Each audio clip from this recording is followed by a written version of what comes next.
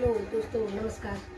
स्वागत है आपका फिर से मेरे एक नए ब्लॉग में। तो दोस्तों, आज के ब्लॉग की शुरुआत हो रही है सुबह 11 साढ़े 11 बजे से, क्योंकि अभी हम नाश्ता करके थोड़ा झाड़ू पोछा करके निपटे हैं।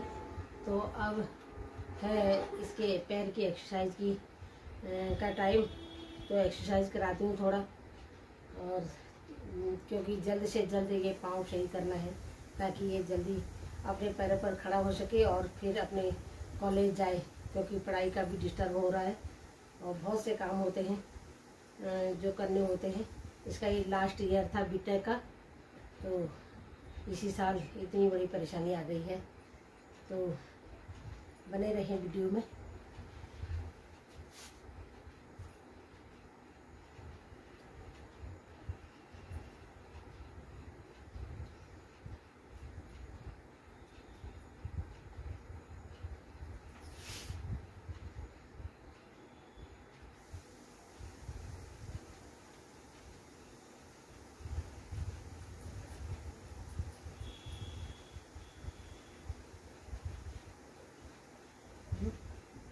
नीचे से पकड़ के चलिए फटाफट।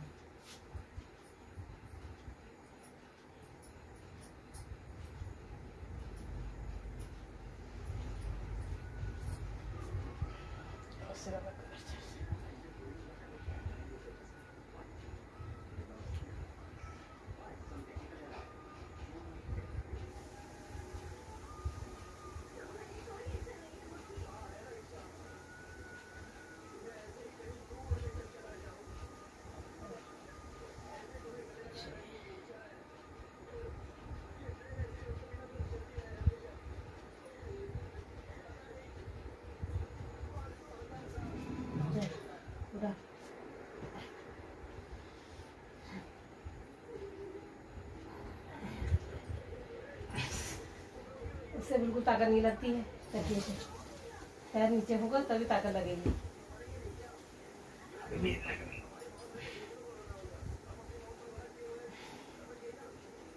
पैर में रुक जा, 2-4 बार मैं कर लेती हूँ, फिर कोशिश करना।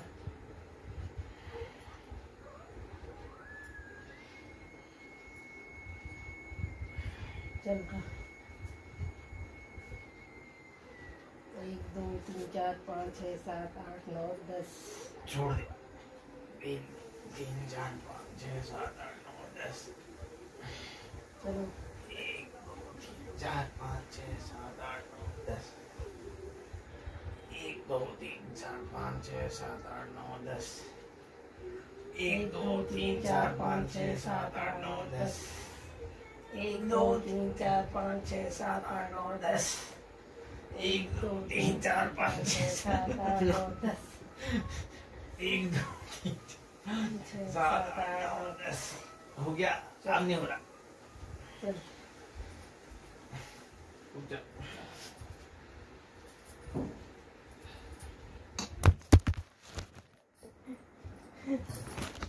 वीडियो भी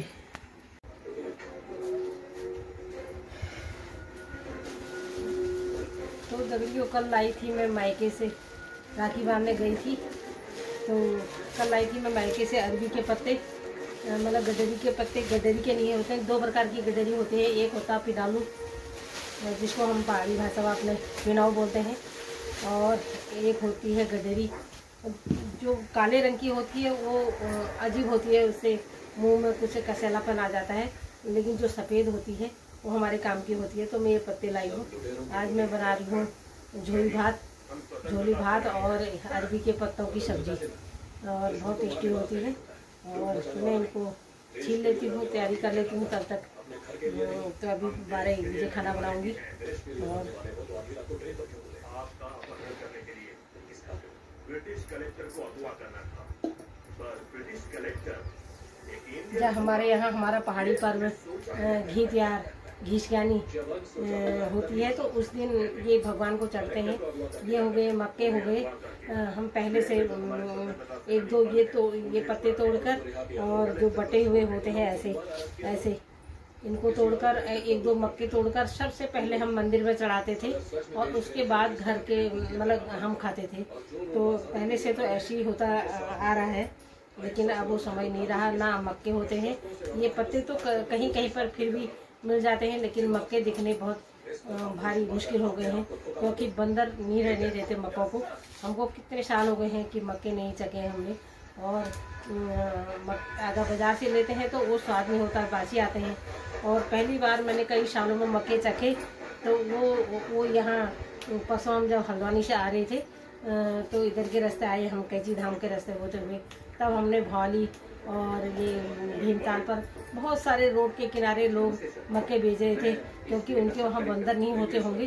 तो सभी लोग अपने अपने घरों से मक्के लेके सड़क के किनारे भून रहे थे।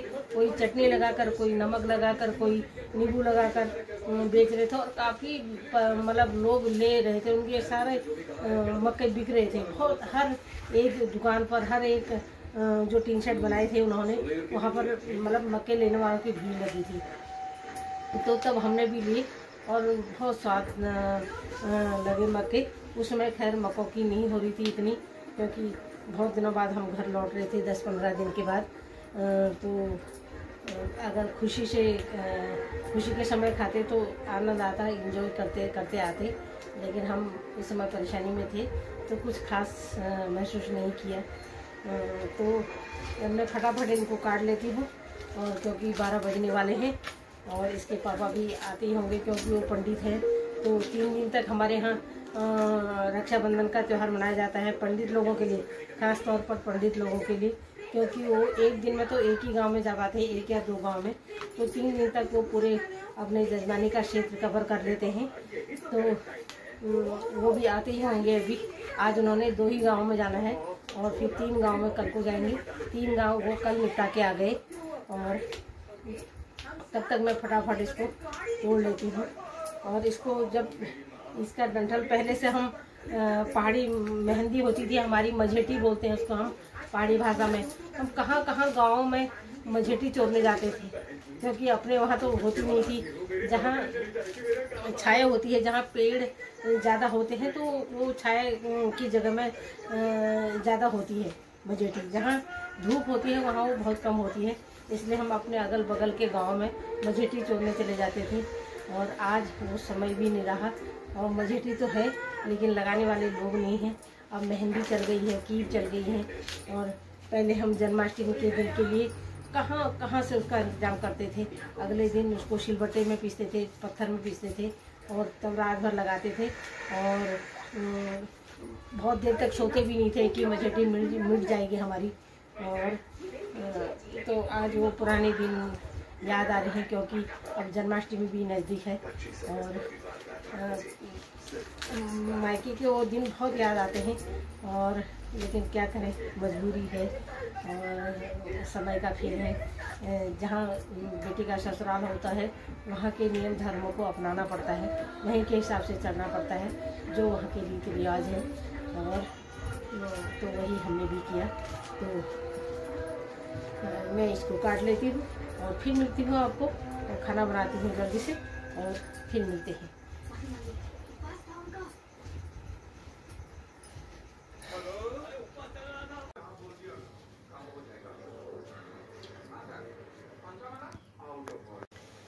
अरबी के पत्ते मैंने चढ़ा दिए हैं धो के, और बेसन भून के मैंने रख दिया है, और लहसुन छील के रख दिया है, और हरी मिर्च काट के रख दी है। और जैसे ये उबल जाएंगे तो इनमें मैं हल्का सा बेसन ब्राउन करके रखा है, मैंने भून करके रखा है, उसको डाल दूंगी, और हरी मिर्ची काट के रख दूंगी, और लहसुन रख दूंगी थोड़ा सा कच्चा, और उसको फेंट लूँगी, और फिर अजवाइन और लहसुन का छौंक दे दूंगी। हो गई सब्जी तैयार। आप कैसे बनाते हैं ये कमेंट करके मुझे बता सकते हैं। मैं तो इसी तरह बनाती हूँ अरबी के पत्तों की सब्जी। जैसे बचपन में मैं पंजाब में रह के आई हूँ, तो वहाँ सेम इसी प्रकार से हांडी में बनाते हैं। मक्के की रोटी, सरसों का साग, आपने नाम ही सुना होगा, सरसों का साग ऐसे ही बनाते हैं वो लोग हांडी में। तो थोड़ा सा फर्क होता है, हमारे यहाँ इतनी सामग्री नहीं मिल पाती, इसलिए हम सीधे सादे तरीके से बना लेते हैं। फिर मैं बनाऊँगी चावल और झोली, और फिर खा के हम और काम में जुट जाएंगे। तो बने रहना वीडियो में। आजकल हमारे पहाड़ों में सब्जियों की बहुत बौछार हो रखी है, जहाँ बंदर नहीं होते हैं। कल रक्षाबंधन का त्यौहार था, तो मेरे हस्बैंड, मेरे पति जो थे पंडित हैं, तो गांव में गए थे रक्षाबंधन राखी बांधने, जनेऊ बांटने। तो वहाँ से बहुत सारी लौकी चीज़न तोरई लाए थे और एक लौकी हमने खा ली है। अभी इतने बचे हैं, 1-2 दिन के लिए हो जाती हैं, क्योंकि 2-4 दिन ही अच्छी लगती है लौकी तोरई की और चीज़न की सब्जी।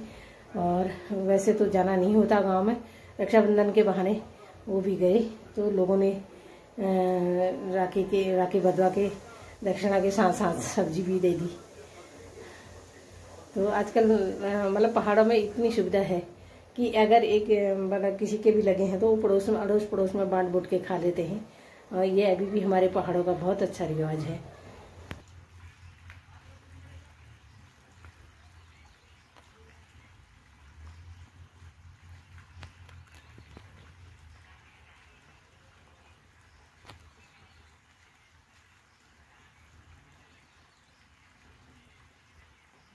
भात बन के हो गया है रेडी। अब इसको देती हूँ पहले, सबसे पहले बेटे को, और ये बताएगा कि कैसा बना है। आजकल इसको कोई भी खाना पसंद नहीं आ रहा है और बहुत ज़्यादा नखरे हो गए हैं इसके।